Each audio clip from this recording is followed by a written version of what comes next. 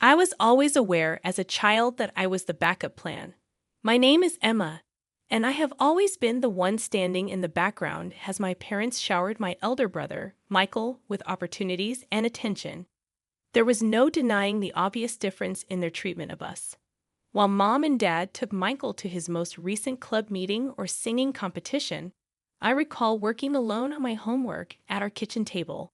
In some way, the fact that he was 3 years older than me made him more worthy of everything.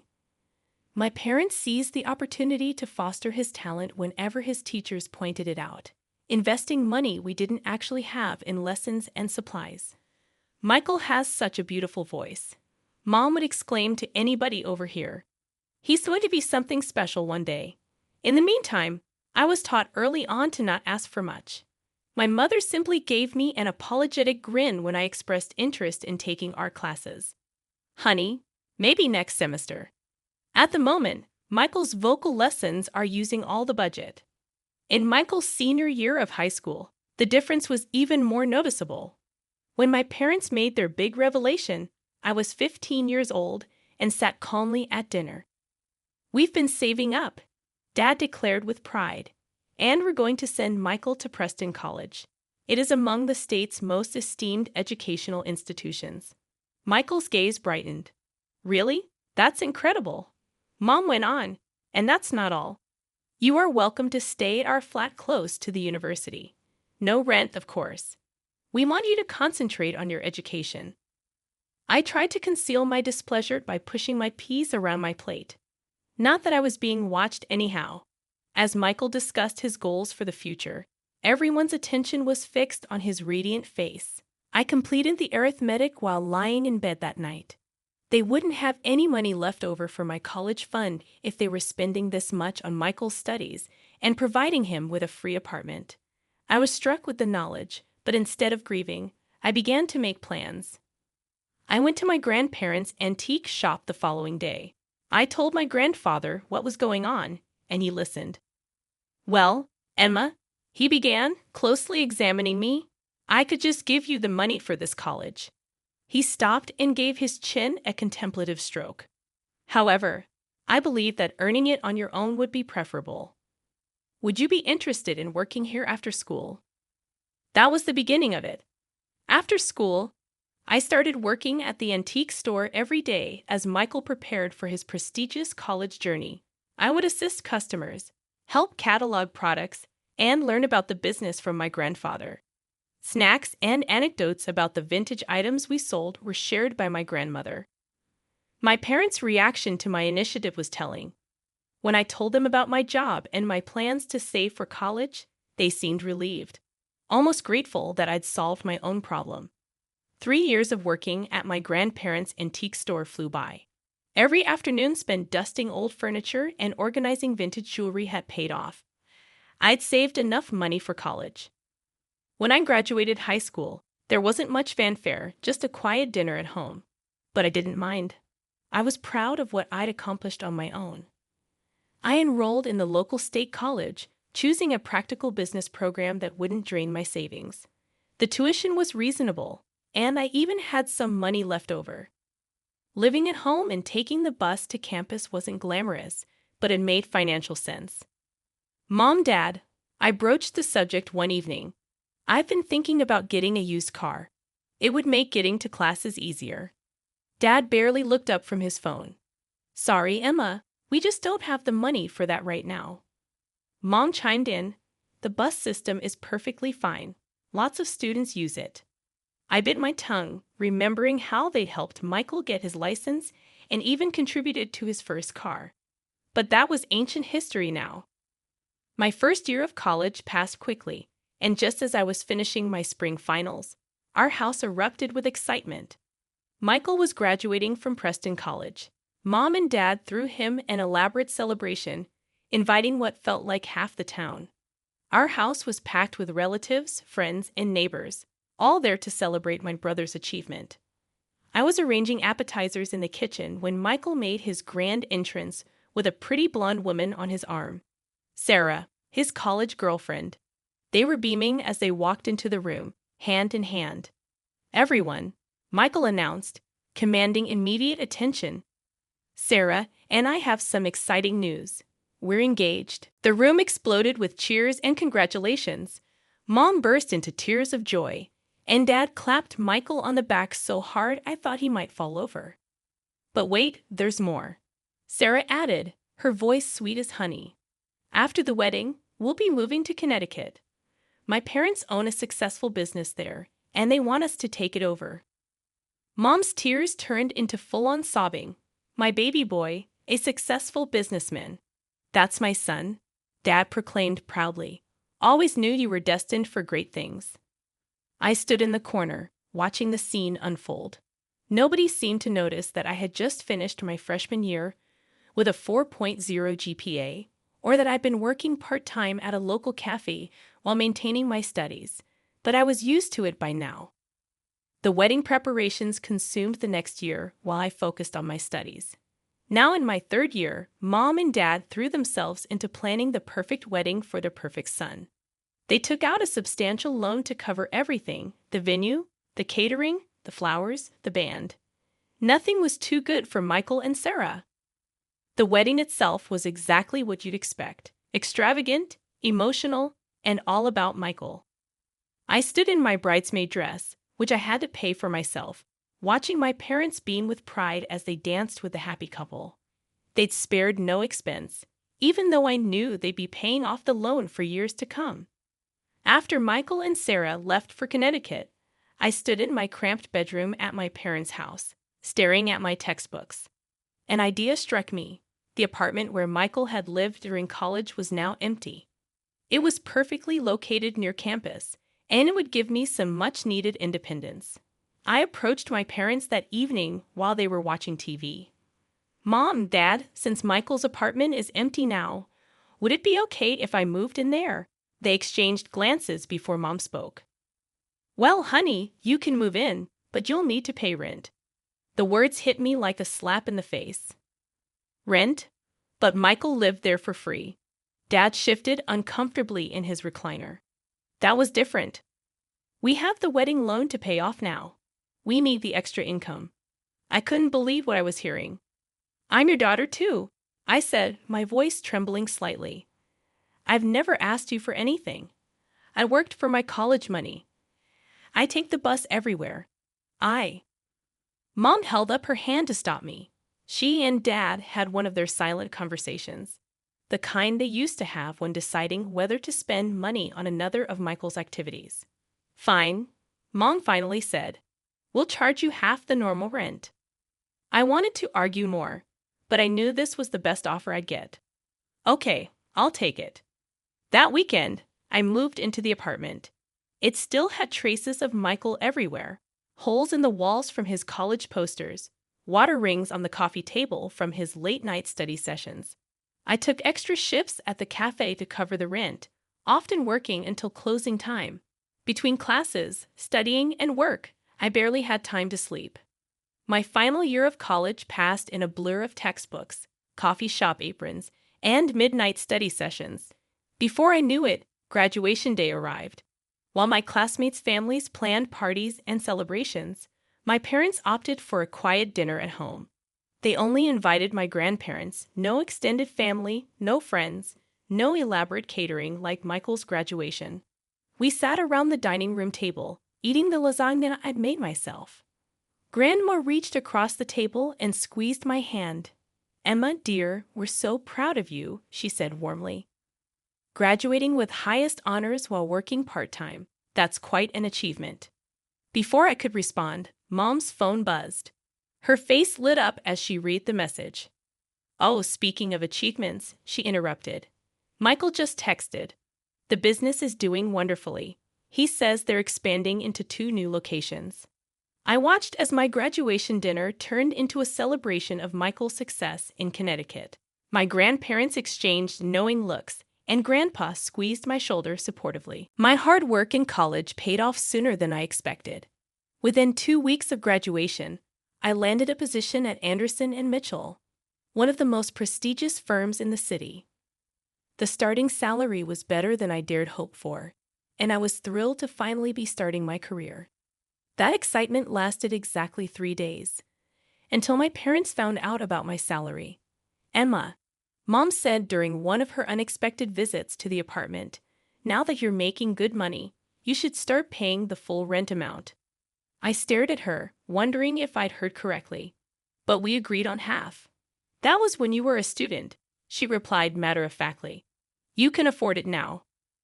I wanted to point out that Michael had lived here for free even after getting a job, but I'd learned that comparing myself to my brother was pointless.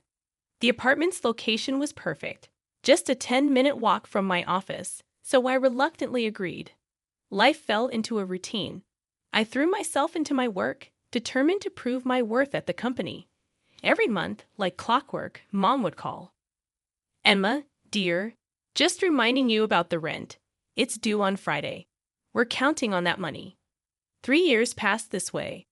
I earned a significant promotion and raise, but I kept that information to myself. I'd learned my lesson. Any hint of financial success would just lead to more demands from my parents.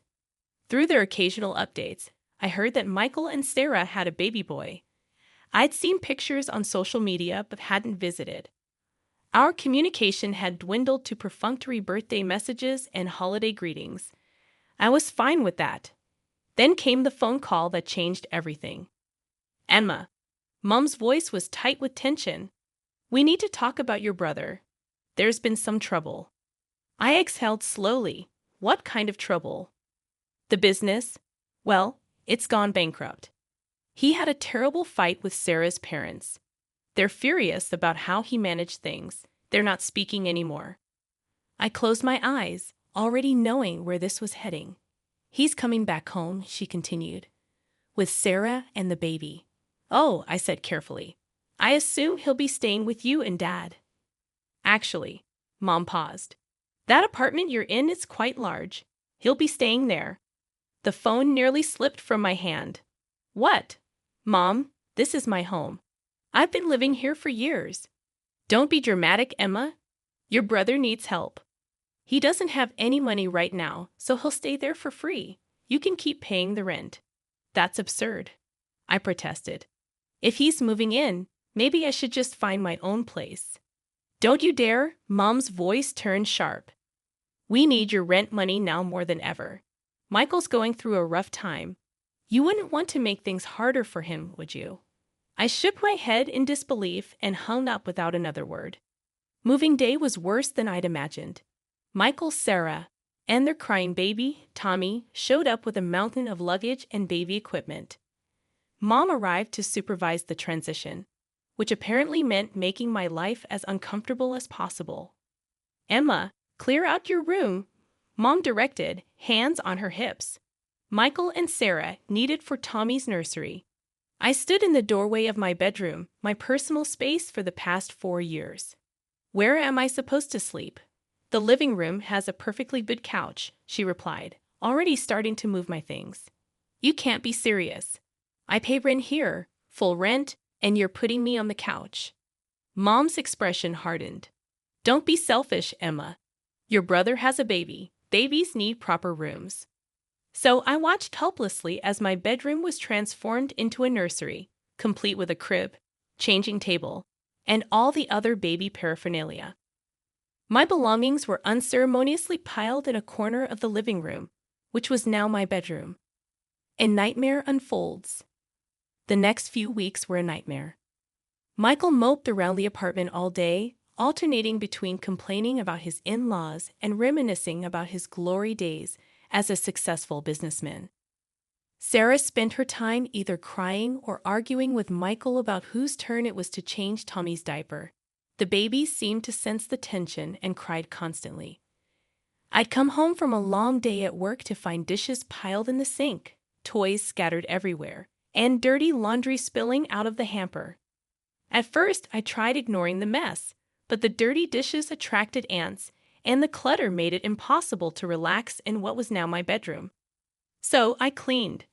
I cooked. I did laundry, and every meal I prepared mysteriously disappeared before I could eat it. An olive branch.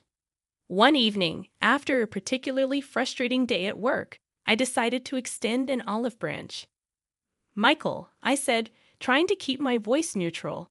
We actually have some openings at my company. I could put in a good word for you with HR. The benefits are great, and the starting salary is decent. Michael looked up from his phone, his face twisting with indignation. An entry-level position. Are you kidding me? I'm a businessman, Emma. I don't do entry-level. I need an executive position, something worthy of my experience. Your experience running a business into the ground. The words slipped out before I could stop them. Michael's face turned red. You don't know anything about what happened. That was my in-laws' fault. They set me up to fail. He stormed off to his room, my old room, leaving me standing there, wondering how much longer I could live like this. The breaking point. 3 months into our forced cohabitation, I sat at my kitchen table, now covered in Tommy's dried baby food and Sarah's coffee rings, reviewing my bank statements. The numbers didn't lie. My expenses had nearly doubled since Michael and Sarah moved in. That was the final push I needed to call my parents. I rehearsed what I would say, determined to remain calm and rational. The phone conversation went about as well as expected. Mom, Dad, we need to talk about the living situation, I began. Michael and Sarah aren't contributing anything to the household expenses. They're eating all my food, using utilities I pay for, and… Emma, Mom cut me off, her voice sharp. I can't believe how selfish you're being. Your brother lost everything. His in-laws betrayed him. He has a baby to take care of. Dad's voice joined in from the background. You should be grateful you're in a position to help family. But that's just it. I pressed on. I'm not just helping. I'm carrying the entire financial burden. They don't buy groceries, they don't. Enough, Mom snapped. Your brother is going through a difficult time. This isn't forever. You need to be more understanding. That night, I opened my laptop and started searching for apartments. I bookmarked several promising options, all within walking distance of my office. Just in case, I told myself. Just in case things got worse. Things got worse. Exactly 2 weeks later, I was sitting on my couch bed, trying to focus on work documents while Tommy wailed in the background and Michael and Sarah had their fourth argument of the day. The doorbell rang. My parents walked in without waiting for anyone to answer. Mom had that look on her face, the one she used to get right before announcing Michael had been enrolled in another expensive program. Dad stood behind her, avoiding eye contact. Emma, we need to discuss the rent, Mom announced. I looked up from my laptop. I paid this month's rent on time as always. Yes, but starting next month, we're doubling it. The room fell silent. Even Tommy stopped crying. I stared at my mother, certain I had misheard. Double. But I'm already paying the full market rate. Mom gestured around the apartment. Well, now there are more people living here. More wear and tear on the property. More utilities being used. It's only fair that the rent reflects that. I couldn't help but laugh. How is it fair that I should pay double rent for being forced to sleep on a couch in my own living room? If anyone should pay more, it should be Michael. He's the one who… I'm not paying anything. Michael jumped up from his chair. This is ridiculous. I lost everything, and now you want me to pay rent. Of course not, sweetie, Mom soothed before turning back to me with a harder expression. Emma, you have a good job. You can afford this. Your brother needs time to get back on his feet.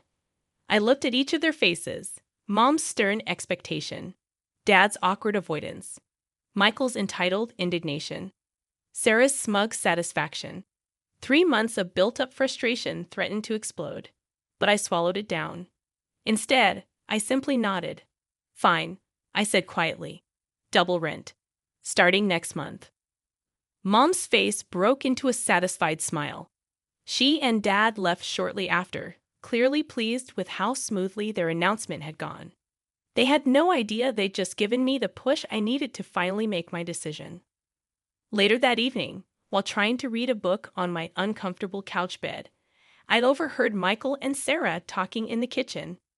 They were trying to whisper, but their excitement made them careless. Can you believe it?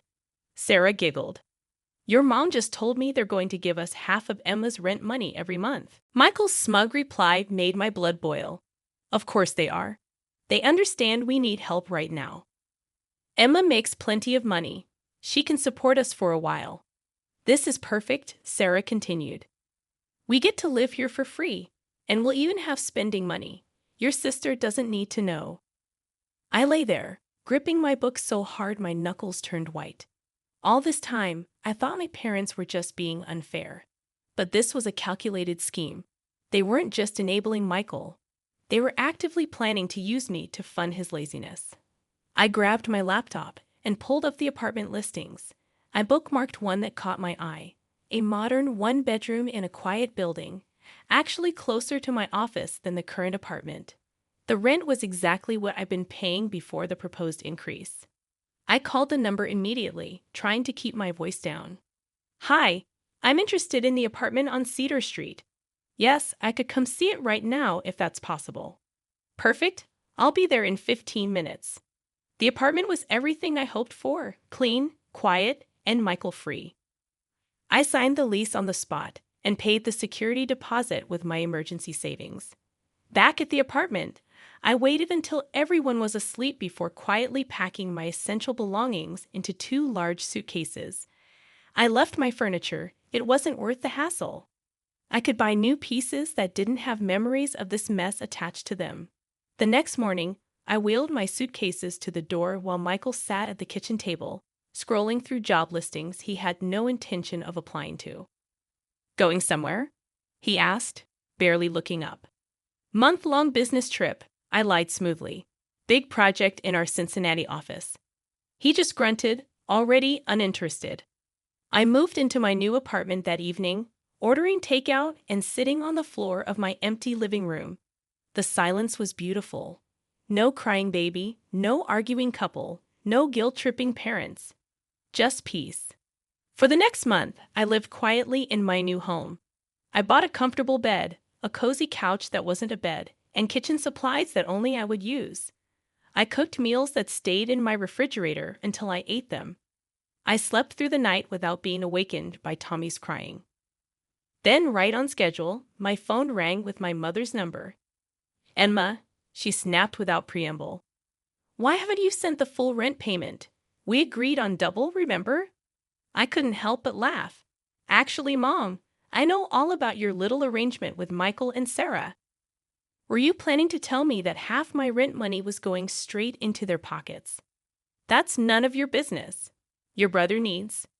No, Mom, I interrupted, still chuckling. What my brother needs is to grow up and take responsibility for once in his life. I've moved out, found my own place. The apartment is all yours and Michael's now. You, she screeched. You can't do this. We need that rent money. Well, I'm sure Michael will step up and start paying rent now that he's had time to get back on his feet. I can't wait to see how that works out for you. There was a moment of silence on the phone after my declaration. I could almost hear the gears turning in my mother's head as reality finally sank in. Their reliable source of income was gone, and all they had left was their unemployed son, who had never paid a bill in his life. Emma, sweetie. Mom's voice suddenly turned sugary sweet, a tone I recognized from childhood when she wanted something. Let's not be hasty. We can work something out. What if we go back to the original rent amount? That was fair, wasn't it? I settled deeper into my new couch, the one I'd picked out myself, in my own apartment, where no one could kick me out of my bedroom. No, Mom, that's not going to happen. But Emma, we're family. You can't just. Family. I interrupted. Is that what you call it when you scheme behind my back to funnel my money to Michael? When you kick me out of my own bedroom while I'm paying all the bills?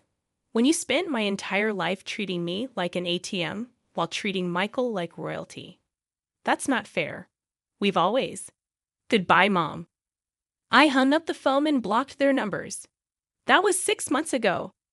My grandparents keep me updated on the situation, though I never ask. They just know I need to hear it, need to know I made the right choice. According to them, Michael, Sarah, and Tommy are still living in the apartment. They haven't paid a single month's rent. Mom and dad are covering all the utilities, plus giving them spending money because the baby needs things. My brother still hasn't found a job. Apparently, there just aren't enough executive positions available for failed businessmen with a track record of bankruptcy. My new life is peaceful. I got another promotion at work, bought myself a car, and started taking evening classes for my MBA. My apartment is always clean. My food stays in my fridge until I want to eat it. And I sleep in my own bed every night. The other day, I ran into Sarah's cousin at the grocery store. She told me they're expecting another baby. I just smiled and wished them well, knowing that somewhere across town, my parents are probably already figuring out how to pay for another nursery. But that's not my problem anymore. For the first time in my life, I'm putting myself first. And it feels absolutely right.